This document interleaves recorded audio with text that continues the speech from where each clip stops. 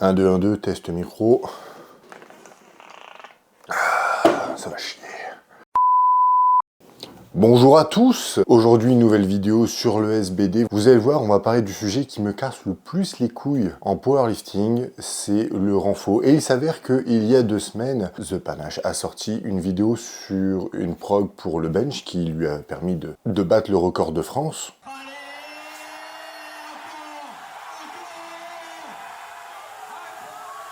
Eh, c'est beau, ça, c'est beau, quelle belle perf, quelle belle perf. On est content pour lui. Alors d'aucuns diront, Ben, tu t'acharnes sur lui, c'est faux. C'est faux, c'est faux, je suis tombé sur sa vidéo par hasard. Et il a mis le doigt sur quelque chose que j'avais l'intention de traiter, normalement pas aussitôt cette année, mais on va le faire quand même. La vidéo sera en 2 parties, puisqu'en fait il a montré une prog de 4 jours. Moi je vais vous faire 2 jours, puis 2 jours. On va dire ce qui est bien, on va dire ce qui est pas bien, uniquement sur le renfort, bien évidemment. Avec amour, gloire et beauté, grande sympathie, mais aussi avec un peu quelques punchlines. Alors, disclaimer, je rappelle que je ne suis pas haters de Pana. Je le dis et je le répète, je suis très content de voir là où il en est aujourd'hui. C'est un grand athlète français, le powerlifting lui doit beaucoup de choses, et c'est en partie, très grosse partie, grâce à lui que le power a pris une aussi grosse ampleur en France et qu'on a de plus en plus d'athlètes pour aller casser les couilles, notamment aux Anglais et aux Allemands. Après tout, qui mieux qu'un Français pour casser les couilles à un Anglais? Sans attendre, on y va! J'ai suivi un programme qui m'a permis de battre le record de France au développé couché.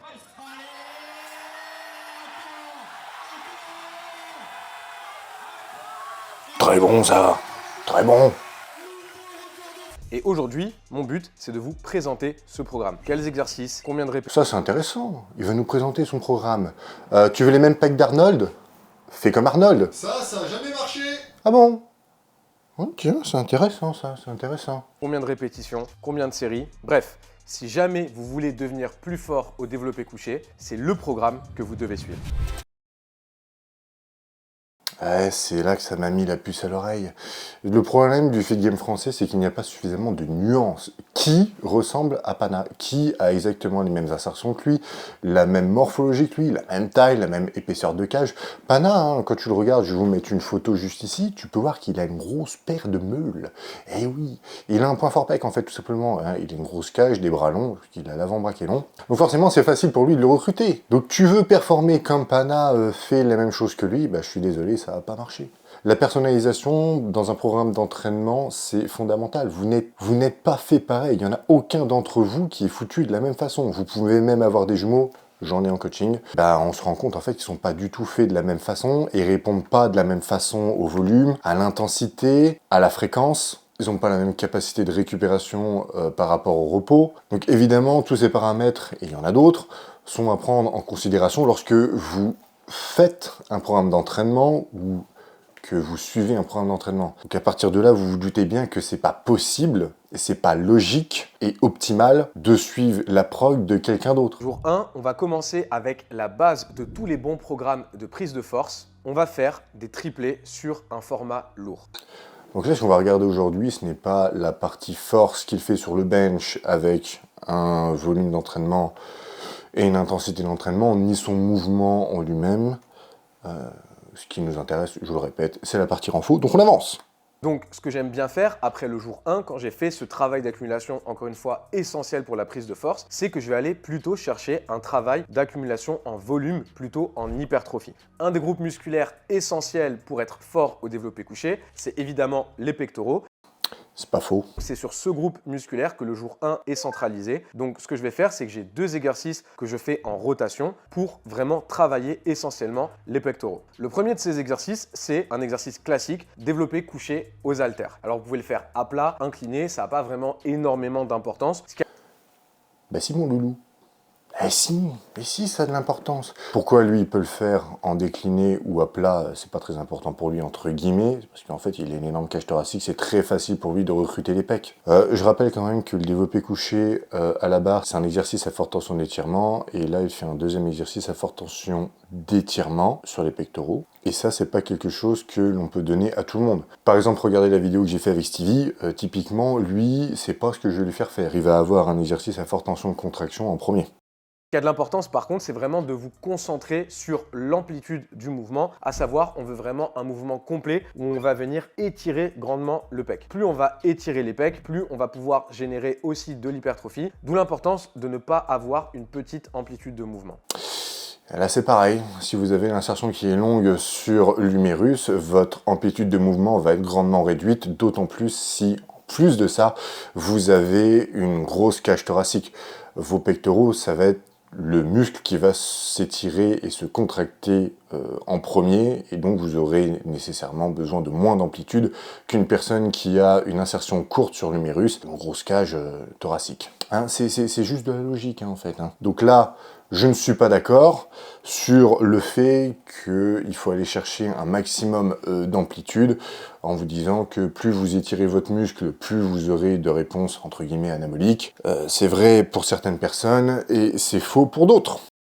Au niveau du format de répétition, j'aime utiliser un classique 8-12 reps, donc format de muscu de base, et on va faire entre 3 et 5 séries en fonction de notre niveau. Donc si vous êtes ça c'est bien, ça c'est bien. Et oui, en fonction de ton niveau, tu mets plus ou moins de volume, ce qui va augmenter l'intensité de ta séance. Il a raison. Le deuxième exercice que j'aime bien, et je pense que c'est un exercice qui est très adapté pour les débutants, c'est une machine pour les pectoraux. Donc, personnellement, j'ai dans ma salle une machine ATX. De base, c'est plutôt une machine de squat, mais en fait, en mettant la machine tout en bas, on peut avoir vraiment une bonne machine développée couchée. Et l'avantage de cette machine, c'est qu'il n'y a pas d'histoire de placement, de comptage, de leg drive, etc. comme on peut l'avoir sur le bench classique. C'est juste, on s'allonge sur la machine, cage ouverte, on va chercher l'étirement et on accumule un maximum de répétitions. Donc si jamais vous êtes débutant... Bon, maintenant que j'ai laissé parler, on va aller voir tout ça en bas. Donc on retient, on va chercher l'étirement sur une machine qui est en réalité une machine à forte tension de contraction. Machine à forte tension de contraction sur les pecs qui n'est absolument pas convergent et qui en plus de ça est très circulaire. Le placement, évidemment, va être important en fonction de votre morphologie sur cet exercice-là, qui est pas ouf en réalité pour le développement des pectoraux. Pour ce, rendez-vous en bas. T'as vu, j'ai trouvé sa bécane. Bon, je vous dessine ça. A few moments later. Bien. Normalement, on reconnaît bien la machine. Je vais la mettre.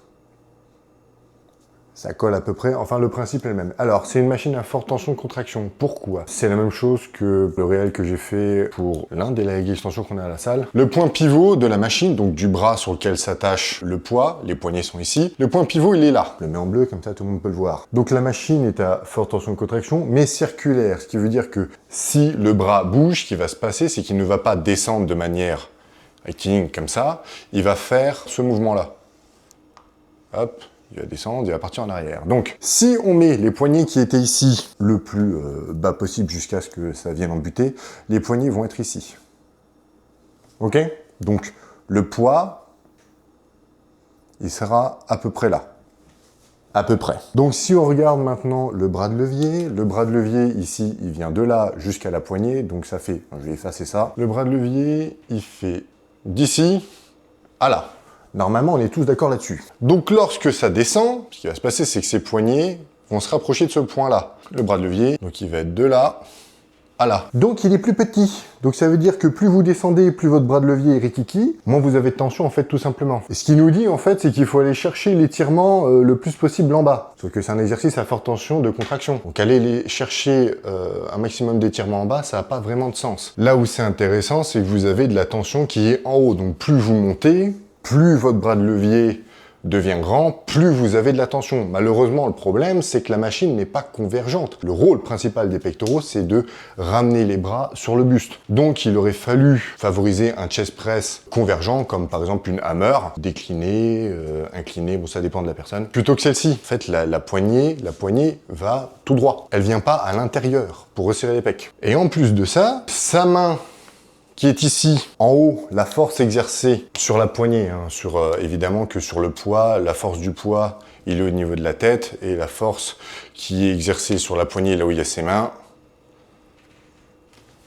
elle est au milieu de sa cage. Et lorsqu'il descend, la poignée se rapprochant de la tête, eh ben, il peut se retrouver la force à s'exercer ici. Je sais pas si tout le monde comprend. C'est pour vous dire qu'une machine circulaire comme celle-ci, pour un renforcement sur les pecs, c'est peut-être pas ce qu'il y a de plus adéquat. Bon, après, il fait très certainement avec ce qu'il a à disposition.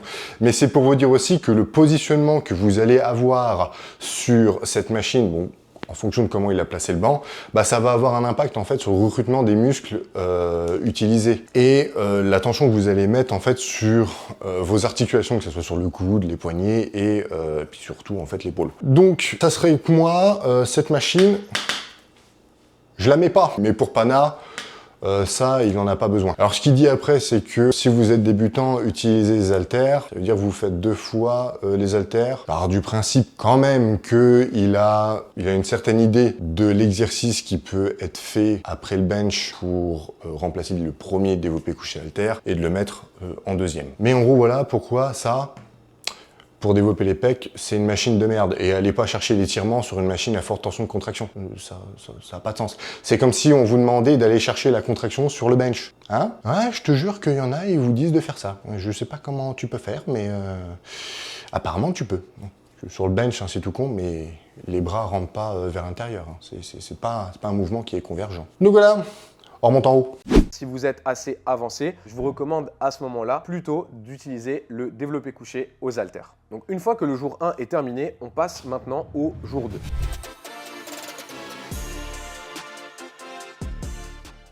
Jour 2, ça va être le jour un peu plus power building, donc à savoir on garde une base power, mais on va rajouter un peu plus de côté muscu, un petit peu plus de côté hypertrophie. Le but de ce jour, c'est d'accumuler du volume et d'accumuler du travail sur les autres groupes musculaires très importants au développé couché, mais qu'on n'a pas vraiment beaucoup travaillé. Jusque-là, c'est logique, hein, ce qu'il dit, hein, c'est logique. Les muscles au niveau de l'épaule, et je parle aussi des triceps. Vu que après le jour 1, nos pectoraux sont bien entamés, bien fatigués, on doit quand même faire du bench, et c'est pour ça que j'aime bien utiliser une variation en prise serrée, parce que l'avantage de la prise serrée, c'est qu'on va mettre moins d'accent sur les pectoraux, et justement plus l'accent sur ces autres groupes musculaires dont je viens de vous parler, donc deltoïdes, triceps, qui va nous permettre vraiment...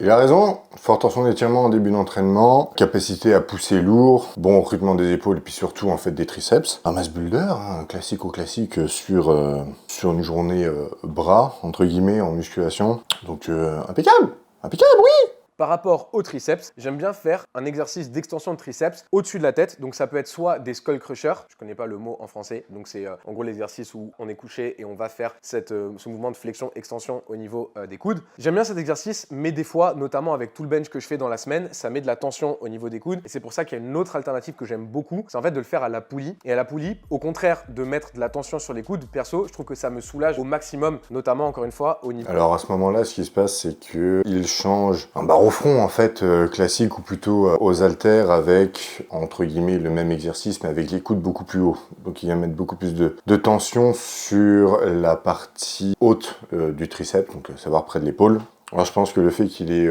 moins de douleur sur cet exercice-là, c'est parce que les coudes sont davantage ouverts. Hein.